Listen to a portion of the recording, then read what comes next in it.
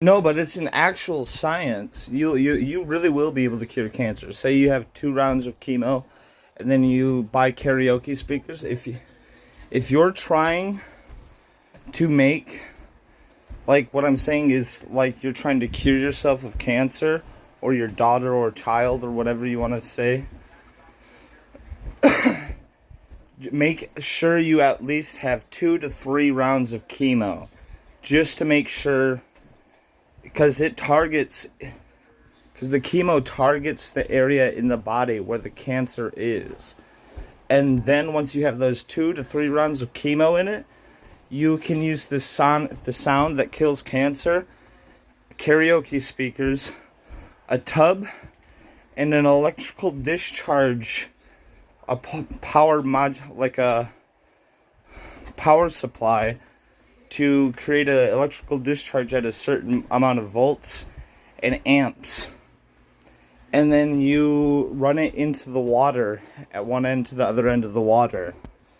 And what I'm saying is, you play the sounds from the karaoke speakers, the large karaoke speakers, to pulse your body.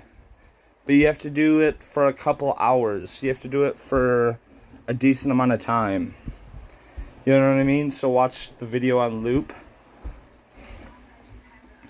But with this certain electrical discharge and other things, you can break the cancer cells.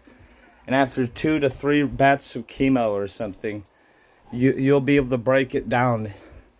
And those individual cells won't be able to survive. You know what I mean? Because they'll be getting attacked by the radiation and what you're doing. So 2 to 3 rounds of chemo and that stuff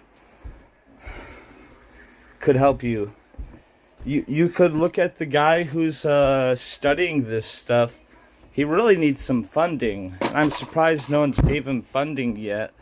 But cancer could be completely eliminated by this this way of curing it. You know what I mean? But don't do it if you got fresh cancer. You haven't gone through chemo or anything, like 3 rounds or 2 rounds of chemo. Don't do the sound treatment, because it can spread the cancer throughout your body. You have to make sure that you can attack the cells individually and they will stay dead afterwards. That's all I'm saying when you're doing that, so it doesn't spread.